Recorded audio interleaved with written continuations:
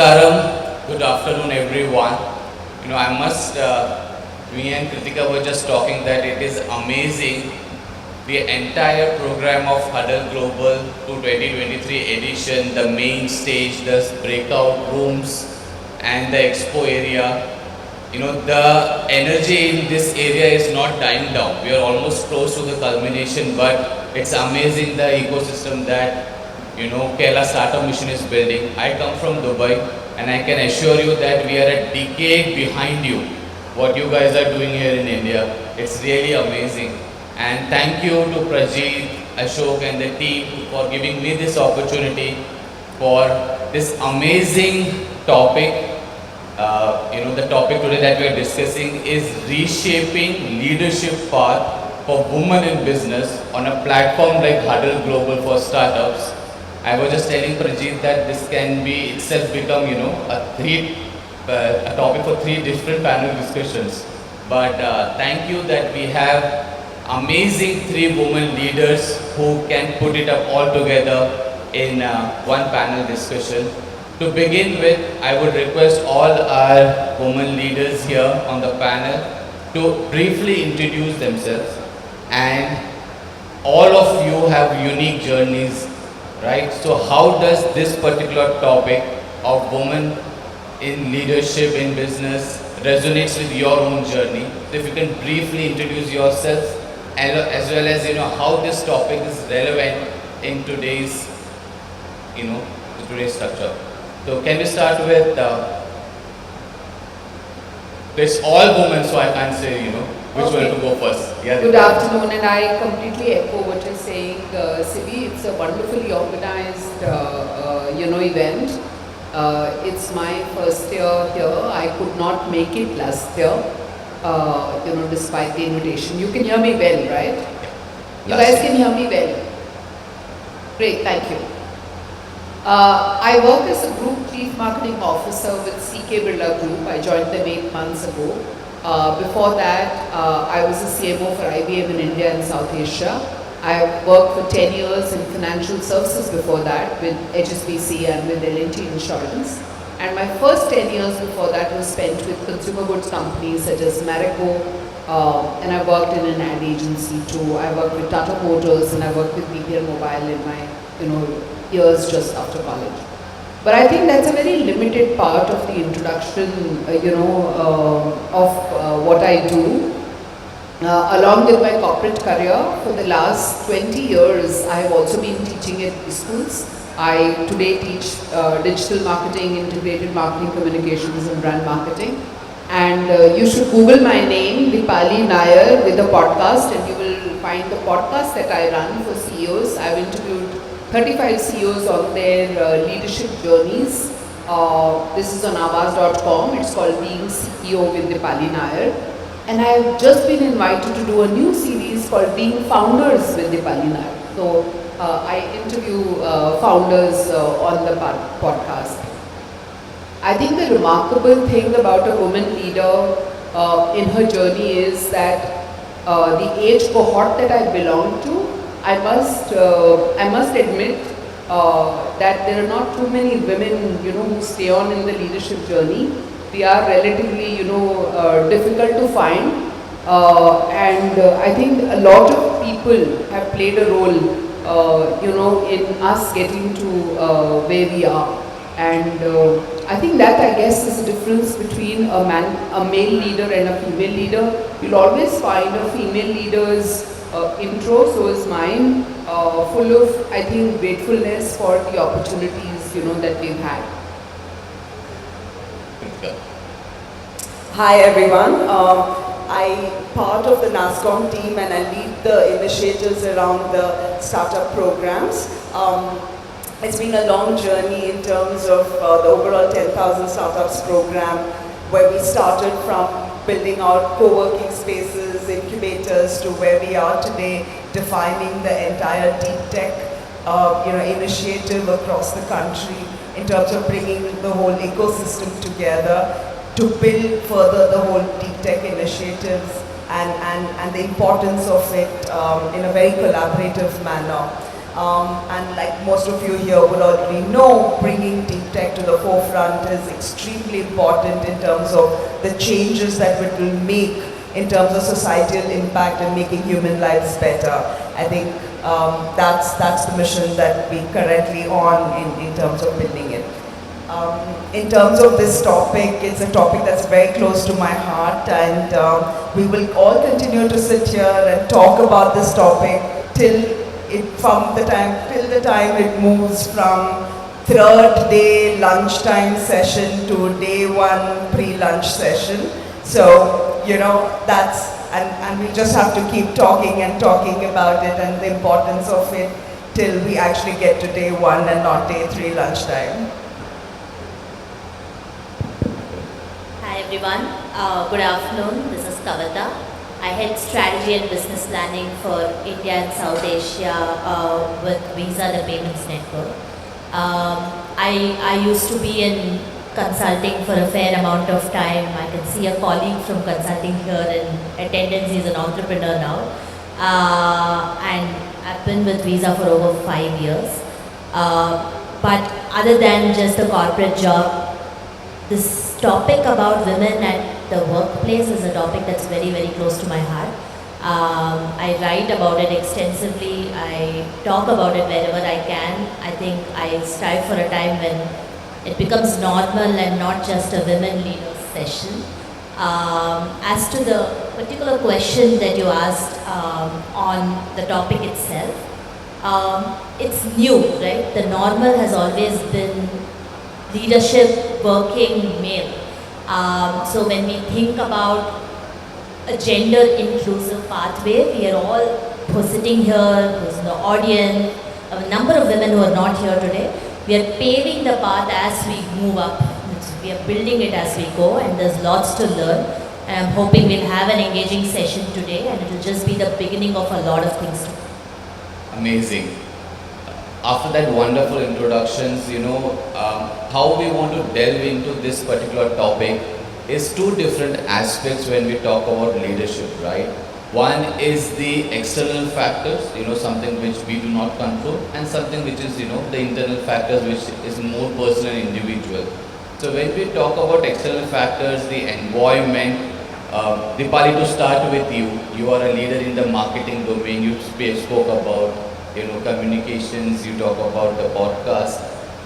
A major important role that building in an ecosystem is building the narrative, and media plays an important role in it, right? So media in its all forms, whether it is the mainstream media, movies, social media, or conversation platforms like this, how do you think is the narrative today, and how does this media platforms can help build a conducive environment for women in leadership? Your take. Thank you for asking that question. As I reflect, I think the narrative has changed in media in the last 30 years, and for the good. There are a lot of female role models in politics, in government, and in business that the media portrays, which is fantastic. Even if you look at the narrative in the entertainment media, be it the OTT TV series, be it movies, I think the fact that women work has become extremely acceptable. Now, if I compare this to what is really required for more women leaders to be out there, I think the role modeling bit is done. What is now required is male sponsorship and really infrastructure to ensure that working women stay on the ramp. They don't fall off the ramp, I think that is where media can play a role in future, where they make it, they eulogize, they hero, men who sponsor women. K.V. Kamath used to be once a gentleman that, everybody used to say is extremely supportive of women leaders. We need more such stories from the business side. And I'm glad that, some of the government and the political leaders that we have are also, talking about, women leadership in politics. But I think more of that is required. It's very rare in the business side that they're being eulogized, and this is proven studies that female role models are required, but what is really required now is a male sponsorship, because ultimately you still have anywhere in the world about 70 to 80% workforce and leaders are still men. You look at the Fortune 500 numbers, whether in India or globally, less than 5% leaders are women. So it's 95% men, and they are the ones who are decision makers.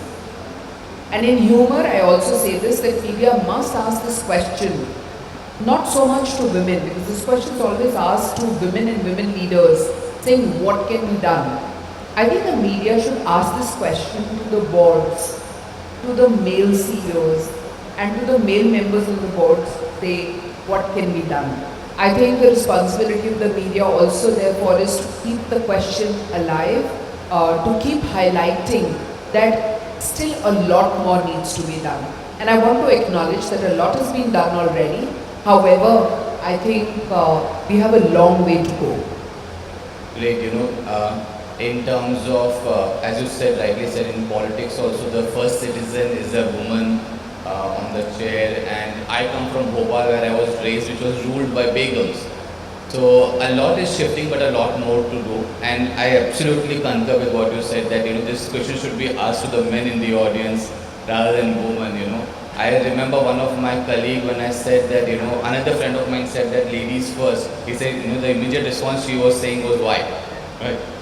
So coming to Kritika, you work with NASSCOM, which is more into policy making, which is more about industry and the involvement with industry.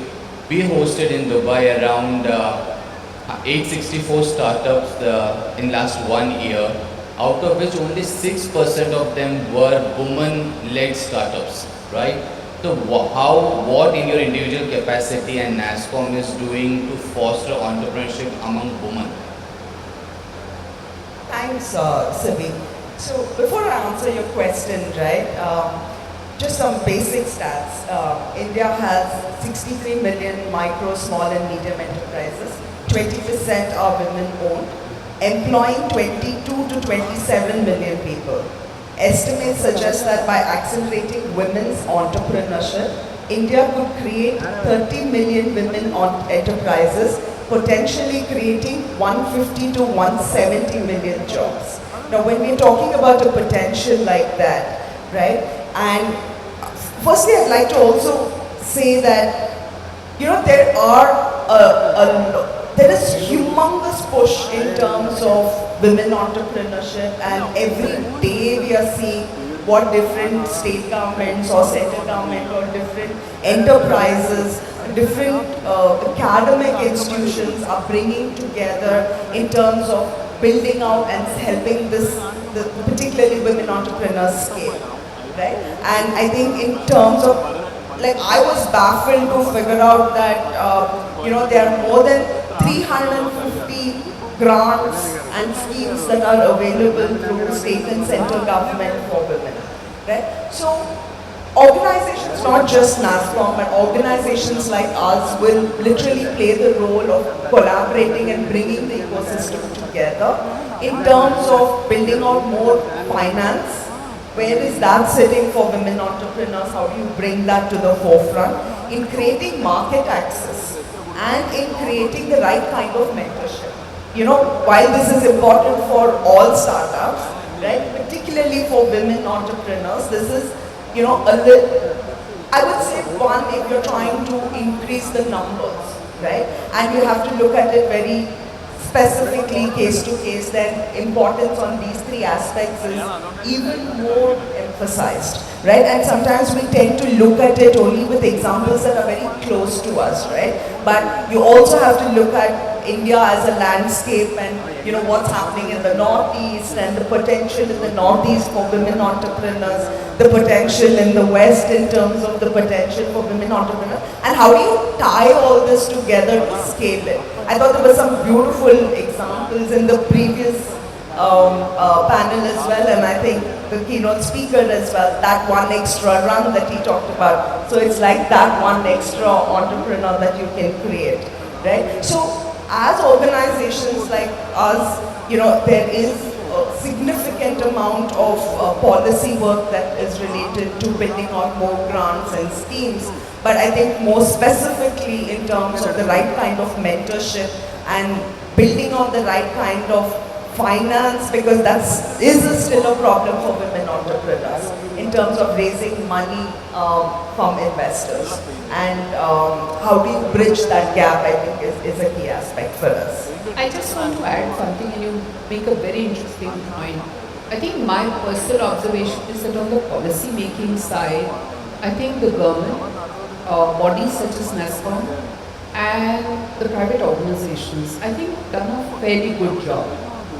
But I think the societal context, may not have played a role, and which is where when she talks about mentorship and I spoke about sponsorship, I think that becomes very, very important. I mean, not just in the corporate business women, but I think among us the startup community also for women. Great. So, as Deepali also mentioned, so the takeaways, of course, the access and the finances itself. Coming to you, Kavitha, you come from your previous life of consulting and right now your role with Visa. I saw one of your posts which you shared almost a month back about what Visa does to empower women and encourage leadership among women. And from the perspective of corporate culture, and of course, what all, as she rightly said, that there is a lot that the industry and the corporates are doing. If you can just throw some light on what Visa particularly is the program that you have launched, and what else could be done. Sure. So maybe take a step back first, right? I think, and echoing what Deepali and Kritika said, policies are powerful. They're important and they are powerful. If you have something written out, there is a higher likelihood that it will get done, right? And very random anecdote, like almost a century back, just as late as a century back, the UK had something called as a marriage bar, which meant that after marriage women couldn't work. They weren't employable because they were not the breadwinners, right? And someone had to change that policy to make employment possible in the UK, and obviously that there are multiple examples like that across the world, right? And so I think from a policy perspective, before we get to culture, writing out a policy that is powerful is important. Things like, maternity leave, 6 months maternity leave, all of that helps in driving more women towards the workforce, towards being able to work, right? And then the second part is culture. Obviously, you can't have something written out if it's not being flawlessly executed. The whole society part that Deepali was just talking about. If we don't have bias to be able to execute that, if we don't have intent to execute that, it's not going to happen. So both are important, right? Just specifically coming to your question on what we've been doing at Visa. So we run a program called She's Next, and we run it globally, but for markets specifically. So it's a global program, but we execute it for each country specifically. And what you're referring to is the second chapter of that we launched in India. We launched one before that during the pandemic. So we identify women-owned and women-run businesses, divert grants or funding towards them, and also support with mentorship or coaching as required. And we don't restrict it to, say, fintechs or financial services or payments companies. It's everywhere. In fact, the result is not out for this year, but I do know that the 3 businesses that won it have nothing to do with financial services and fintechs. So that's specifically what we are doing. I think it is, and that reflects what I said just before this. We have a written down policy and bias towards supporting small and medium businesses and women-run businesses, but we also, as executioners, are able to pick that up and say, hey, we want to do it this year, and we're going to put our energy and time and money behind it to do it. So it's both policy and culture hand in hand. So we can sum up. Yes. Maybe one of the things, and because Kavitha was about I worked for 10 years in financial. One of the areas that I think women need to do better, and I think the fathers need to do this for their daughters better, is to teach them how to invest. So a lot more women in India are still dependent on the male earning members. And that does not give them a good vista of how to invest, how to save, how to run the money and to run businesses. And that, that financial sense, money sense, instinctively the things that women are able to do, I think that I find lacking, women in India. And I know that it may be a societal thing, but I think when we sort that out, you will see the next generation of women doing better. Unfortunately, there's not much that is happening there. And I think that's a gap. So, of course, there is a lot of things which could be done from the societal perspective, but, to sum it up, this particular round of talk is that at least industry and, and we saw one more startup just launching their product right before the 2 sessions that we had. So at least startups can make sure that the industry and that there is enough policies done for in the commercial aspect, in the business, which can be taken care of, and make sure that women come up in terms of enterprise also, and in the leadership positions also. I hope society will also the narrative is changing, and soon we'll see the impact. Now coming to the second aspect of what we really wish to discuss, from the ecosystem, from the external factors to more about leadership skill set, right, which is more personal, more individual. Starting from you again, Deepali, when it comes to leadership, one particular aspect which I personally have felt is very important is you should be able to articulate well your thoughts, right? It's more about the presentation, it's more about the communication skills. So if you can throw some light on, according to you, being a marketing person, that how important is communication skills for a leadership role? That's one part of the question. The second part is, of course, what you felt is the another important skill, or what particular skill you acquired or helped you in the position that you are in right now.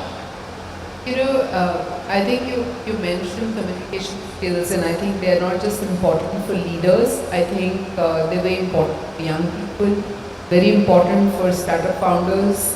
But I think I just want to redefine communication skills. Most of the time, it is considered to be not huge positive. It is considered as if somebody just does a great job of speaking. But that's not what it is. I think first of all, communication skills are both about written and verbal skills. And it's not about the style, it's not about the pronunciation, it's not about the English, it's not about the punctuation, believe me when I say that. What matters is the content. What matters is the narrative. What matters is the story. What matters is your purpose. What matters is your vision. And do you have that in place? If you don't have that in place, what will you communicate?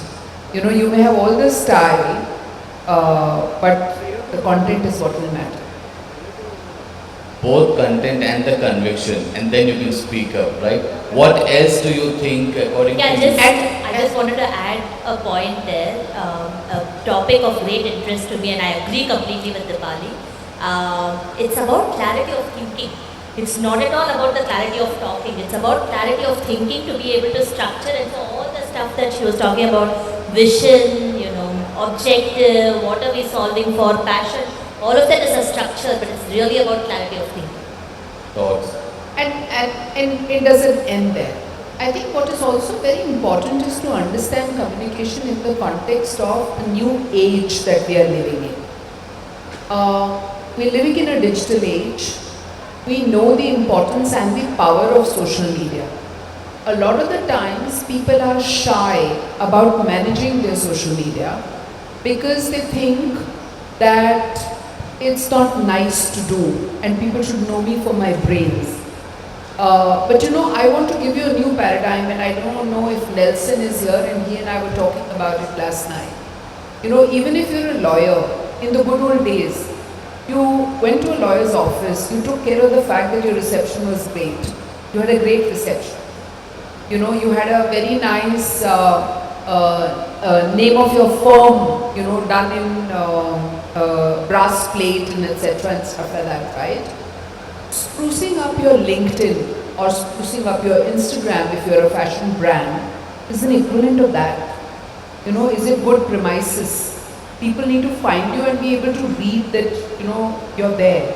So to me, social media is no longer about building your personal brand. Social media is about communicating just, you know, who you are and is a representative of, you know, your digital presence rather than everybody coming and meeting you physically today. So that's the other part of communication. And today I'm saying this about LinkedIn. 3 years later, I could be on this stage and we could be talking about, you know, some other social media tool or platform that has become important. So I think that's the other aspect of communication that we must all keep in mind. Great. Coming to you, Kritika, in terms of, you know, we talked about the content, the conviction, the clarity of thoughts and communication. An important part when it comes to entrepreneurship is also about taking initiative, right? So what is your take on a certain skill set which is very important apart from in the, you know, the skill set of taking initiative? What would be your perspective? I think for me it's two things. One is building the ability to make decisions and stand by that decision making and enabling your team to make decisions as well.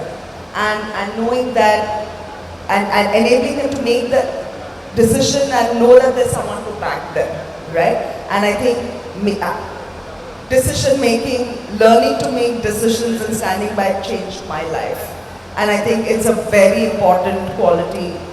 And it doesn't come easy, right? We have to learn it and learn it the hard way. So I think that's the most important skill set, I would think. Decision making. Coming to you, Kavitha, we heard Deepu in the previous session saying that if he knew entrepreneurship and if he didn't have the skill set to read financial documents, he would have never got into an entrepreneurial journey from being a physician, a doctor. So when it comes to leadership and being an entrepreneur, you have to learn new things, you have unlearned many old things. So what is your take on the skills of being a quick learner, and what is the one skill set which has helped you a lot in your role? Sure. I think the biggest trick to being a quick learner is to be able to stand up and say, I don't know, can you please help me? Right? And I do that a lot because there is, I think all of us as we move up, the variety of things that we are hit with is huge. Right? We are no longer just niche specialists, we become generalists. And that's true for entrepreneurs from the day one, right? There's no one part that an entrepreneur can solve and leave the other parts to someone else. So how do we then, and when I moved into payments for the first time, payments was not my original specialization. Even today, because payments is so vast, I put up my hand and say, I don't know, can someone please help and explain? I think that's the most powerful thing we can do, and there is nothing that is lost because of that, because we actually gain something and are able to take better decisions, execute better and so on from just that quick learning. Right? The other big thing that I believe is important is to be able to pivot and not have inventor bias, right? As leaders, there's also this whole, I've backed this idea, I've backed it for such a long time, so maybe I should go ahead with it no matter what is happening, even if I find out that there's a competitor and so my idea is not that defensible. The previous panel spoke so much about defensibility and to be able to have a moat, right? There are times when we don't know all the information up front. We get to know it at some point of time. We need to be able to, as leaders, as entrepreneurs, be able to say that, okay, this is sunk cost, now I need to pivot, right? And that sunk cost could be time, money, energy, whatever, because there is no point in ploughing on forever. So it could be inventor bias, it could just be that, hey, I'm too passionate about this and I've spent too much time on it. And it's incredibly hard to walk away from something that you spent time on for such a long time. But it is very important, otherwise we are not able to get to that answer that might actually be what the market is looking for. I want to add a third aspect on learning, and I totally agree with Kavitha. You know, she spoke about the fact that you should be able to say, I don't know, and don't fall in love with your own ideas. The third element in today's day and age is learning agility, and I wrote a blog on this on LinkedIn 4 years ago. What it says is that you need to be comfortable with not knowing what the goal is. Okay? The world of ambiguity that we live in, where parameters of our working, in what area we are in, business we are in, COVID happened, we don't really know what exactly our goal is, and we need to be comfortable changing the goalpost while we are running, So that is another huge leadership quality, that's required. And the learning agility actually interestingly refers to the fact, therefore, that you should not be copy-pasting what, let's say, Naair did if you're another internet company, or what Amazon did. Are you able to understand the framework in which they operated, the kind of risks that they took, and are you able to then translate those frameworks? And happy to say this, that I moved from marketing and selling mutual funds to insurance, to IT products and services, and now I work with a diversified group where we do hospital, IVF, fertility clinics, sell cement, we sell fans.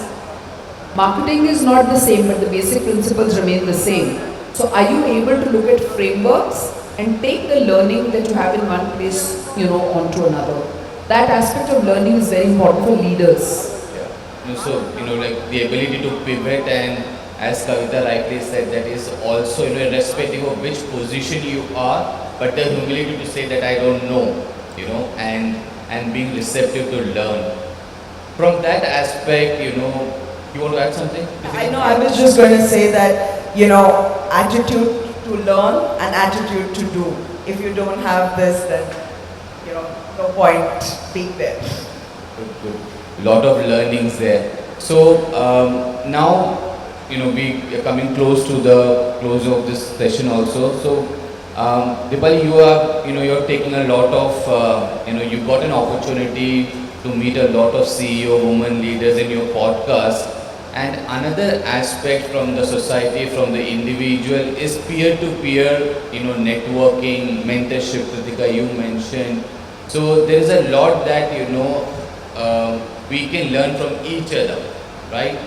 Irrespective of our working groups or other social group or family.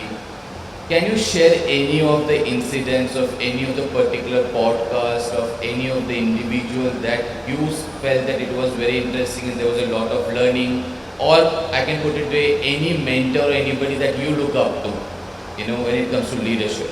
So I'll mention two completely disparate things. One observation that I've had after doing 35 years, not a single one of them came late to the podcast recording. Punctuality. Not a single one of them. Barring one person, all of them came for the prep session and prepared. Okay, so preparation and discipline. The discipline of coming on time, discipline of preparation is a hallmark amongst all the CEOs, men or women. Okay, so that's one thing. The other thing I always, say when we're looking at, I use the word sponsorship and use the word mentorship. You must also look at coaching. And the three are completely three different things, and you must look up and read about it. And I believe that especially when you're in your mid-careers, after you've finished 10 or 15 or 20 years of working, it's extremely important, to reflect on this statement, what got you here won't get you there. And that is the time that you need to reflect about your strengths, about some biases that you may have had because you've been successful, and relook at your journey and your life and change.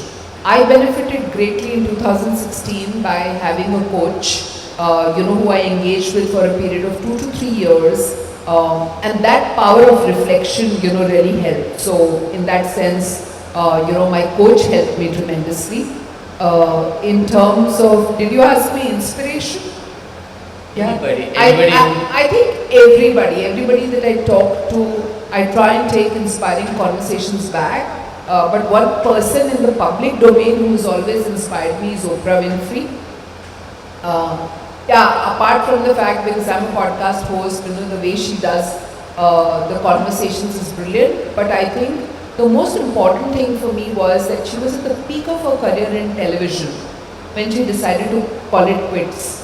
Okay, she looked ahead and decided to get into a digital network, and everybody said, "We don't know what she's doing. She could have easily, done 4 or 5 years of television more than where she was." I think that part of her I really admire. To quit at the top of your game and go into a new game and start there. No surprises that you took the name Oprah Winfrey. Looking at the body of your work, Kritika, according to you, whom you feel that in terms of mentorship of any public figure that you look up to? Siby, I'll turn that around a bit, right? I won't really quote a public figure because one, I think while we learn every day, you meet people every day that inspire you, and there's something that you take away from people which can inspire you in very different ways on a daily basis. But in terms of a role model, without batting an eyelid, it's always my mother and continues to be her. In terms of what she's been able to achieve with her life, her ethics, her being a teacher, influencing other children and other lives, and what she continues to do, and the teachings that she's imparted to others. I think she will remain my inspiration and my role model always. Kavitha, in terms of day-to-day life, finding motivation, being self-motivated, who inspires you, what motivates you, and whom do you look up to? If there is any, within in the public domain, any person, or like Kritika said, her mother. No, so I don't have a public role model, okay. But I do look up to my mother a lot. Actually, when Kritika was saying that, I was able to relate to it a lot. So she's got me a long way, so it means that I need to go a long way further. So it's more of that kind of stuff. But I just wanted to take a step back on mentorship and networking opportunities, right? Because that's again a topic that we know from common whatever we have been seeing all over is that women do not go all out on networking and mentorship as much as men do, right? And it's a no-brainer that it works. And it's also true that it is hard because most spaces are male, you're getting in there, you're breaking into it, you have to build a network, it's just tough. But I just wanted to give a personal anecdote, and Siby, you were talking about going through my LinkedIn posts, right? And I write a lot on LinkedIn, okay, and I write a lot in general. So I've had situations when I meet people I've never met before. We start talking and people say, "Oh yeah, I read your post," and then we have a conversation to start off. So I'm not a person who's going to go and network all over at once, but it actually helps in networking. So I think it's important to find pockets and niches that help each of us in networking. It is important, right? Because I don't have to preach to the choir here. All the panels before this spoke about it. The previous panels spoke about it. Deepu was talking about, how having networks help in increasing opportunities. And John T. Rhodes spoke about how we have to grab each opportunity that we get. So putting all of that together, we don't have a way out of it, but to be able to find a niche in the way we network, right? And as to mentoring, I think we have to ask people, and I'm a great fan of asking that, if you find that someone is good, they're great, you want to learn something from them, or you want to know something from them, there is no harm in asking. Worst case, they're going to say no. There is no loss. So never take a no and don't hide from asking, right? So we just have few more minutes and we are at the Huddle global stage, right? So what would be your closing remarks and messages to all the young startups, entrepreneurs here?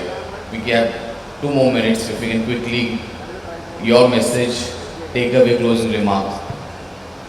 I think it is extremely important to be aware of the new things that are happening, and I think the learning attitude that we spoke about, I think I would emphasize that.